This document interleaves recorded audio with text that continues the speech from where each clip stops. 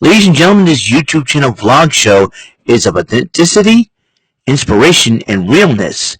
It is also about personality, good times, and fun. This is Eric Lima Shenanigans of 1977. And now, here is your host of the show, Mr. Big Beefy E himself, the elder statesman of Rant and Rave, and Mr. Shenanigans himself, Eric M. Lima. Thank you very much, Mr. Announcer, sir. Well, hello there, everyone. Welcome to yet another episode of Eric Lima Shenanigans of 1977. This is episode 1098, and we are about to hit Christmas midnight, ladies and gentlemen.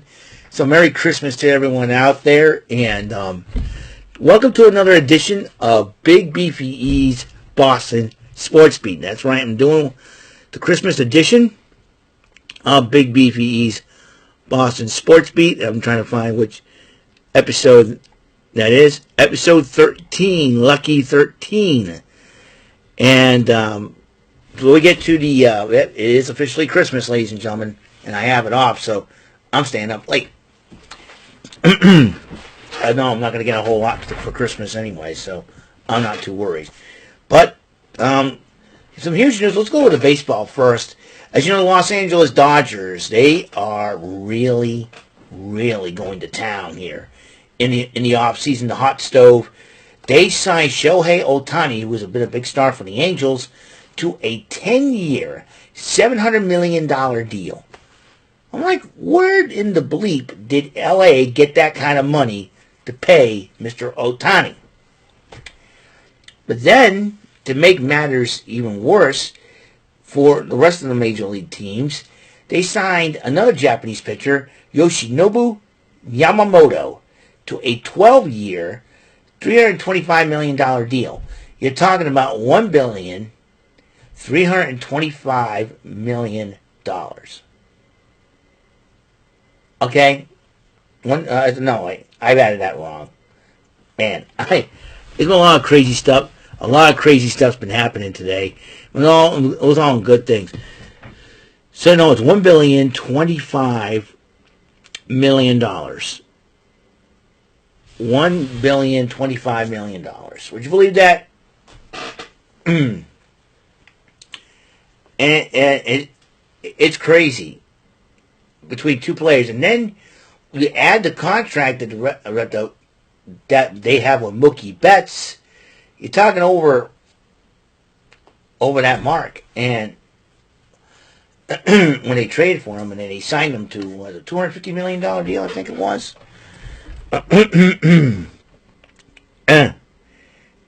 Just give me a second here.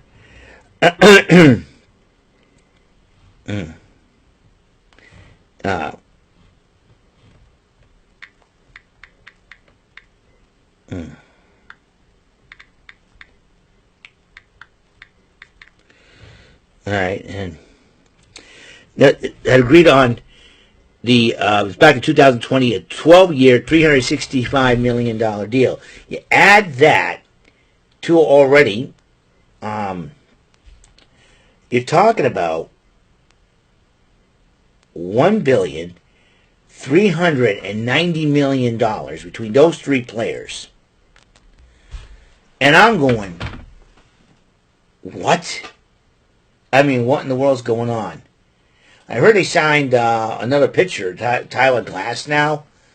I mean, you're talking about, and if they sign him to a huge deal, you're talking about. Okay, hold on, just a second. Once again, it's a good thing.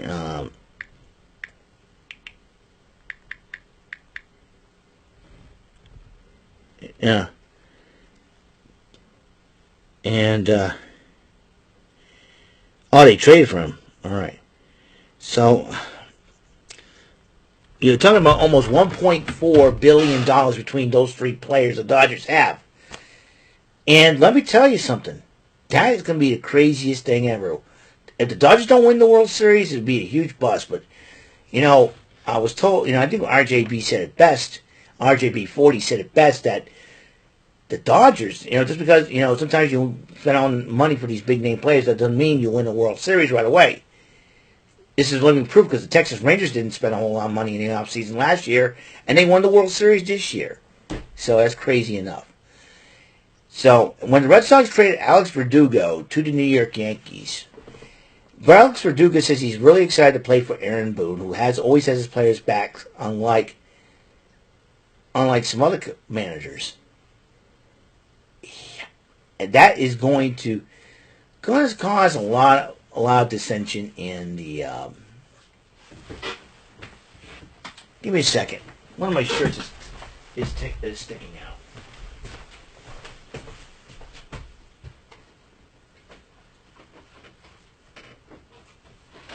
There we go. Sorry about that, folks. Anyways, yeah, it is past midnight. I'm up Christmas Day. I get to sleep in a little bit because I have today off. So all I gotta say is, man, what a day this was. And then let's keep on going. So Alex Verdugo is not very happy that the Red Sox traded him to the Yankees, but he says he's really excited to play for Aaron Boone because he has the players' backs. That's going to, I think some pitchers from the Red Sox will be very angry with that. So I wouldn't be surprised if Red Sox and Yankees and Verdugo gets beaten, or how Verdugo is going to, how the crowd's going to react with Verdugo now being a Yankee player and what he said. So all those comments, man, let me tell you, it's a bit crazy, to say the least. So there's that. But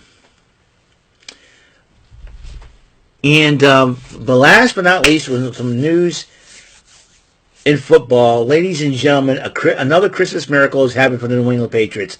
They won again.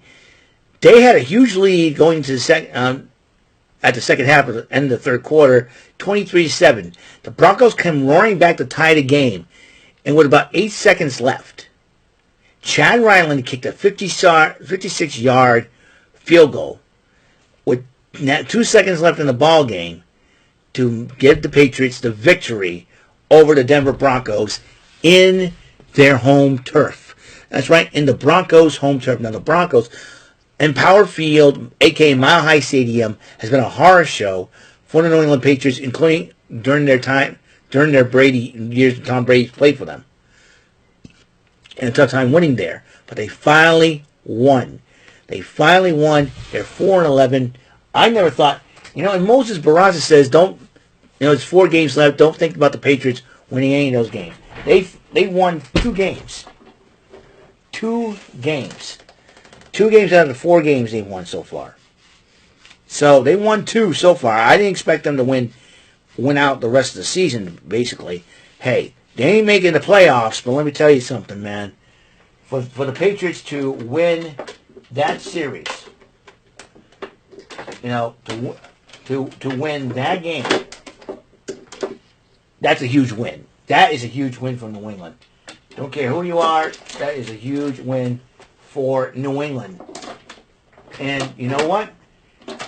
We had some very tough Christmases in the 2020s for me and my family, but this year, last year was pretty good, pretty decent, but things are starting to progress a little bit. This has been one of the best Christmas Eves I ever had. My brother-in-law, my sister, and my niece and nephew, who I've not seen in 5-6 years, came over. We had Christmas dinner with them. It was like trying to reconnect. It was awesome. And then the Patriots won. I was live streaming with my good friend Jordy Scow. We had a lot of fun roasting each other and having fun there. And then I went on Brandon Martin's channel to react with him. I cannot believe the Patriots won the game. The Patriots won. It's been crazy. So, I don't know. I don't care if I get any presents this year or not. It's been the best Christmas ever. It's been one of the best Christmases ever so far in the 2020s for me. It was great. 2020, I was sitting at home from work, freaking out whether or not I had COVID or not. Then the next year, my father was in the hospital, on COVID, pneumonia, all that. But he walked out of the hospital alive and on his 2 feet. And But then last year, adjusting to my first Christmas here in this brand new room, it's been great. But now this year, reconnecting with my brother-in-law, my sister, and my niece and nephew. Not only that, the Patriots winning today, I say it's been a great, great Christmas to say the least. And I like it. So, yeah, Merry Christmas. But the Red Sox need to do something. The Celtics, though, I found out my sister's a Celtics fan. They're doing pretty well. They're going to keep rolling like the way they keep rolling. So, I'm very happy about that. So, let's see if the Celtics are playing. And, yeah,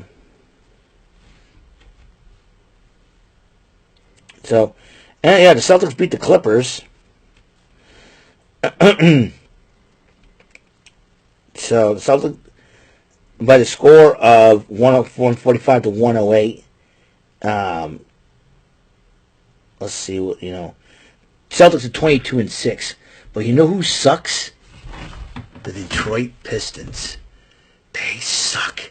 I want to see, I got to find out what their record is.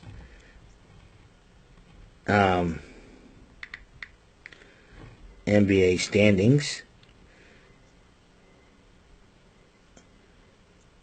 The Pistons are 2-27. Who's at the top? The Celtics. 22-6. In the Eastern Conference. Pistons are 2-27. Could you freaking believe that, man? I can't. The Bruins still are doing pretty decent. I'm going to check the Boston Bruins. Give me a second here. And Boston Bruins. All right, the Wild did beat the Bruins yesterday. Jets beat the Bruins. The Bruins are a two-game losing streak. Oh, I can find them. So right down the standings, the Bruins still, despite that, they're in first place at 19-7. So Panthers are 19-12. Yeah, so right now the Rangers are 23-8 in the Metropolitan Division. So yeah, but in the Atlantic Division, the Bruins are still in first place, despite that two-game losing streak they're on. So that's going to be pretty good. So the Celtics and Bruins are doing pretty well. The Patriots, 2 out of 3 games they've won so far. So I'm very happy with that. They're not going to make the playoffs, but you know what, though? I'm happy the Patriots won. I cannot believe it myself. So that's all the time we have on the show. Episode 1098 of Eric and Shenanigans 1977. I want to wish you all a very Merry Christmas, folks. Might as well take all this off and get some sleep. And I need some sleep. And I need it bad. I want to, thank you guys for... I want to give a shout out to a new channel. Hold on, before I conclude this video, I need to do this. I usually do this. And I am going to give a shout out to Wukong Panda at J Masquerade. That's the...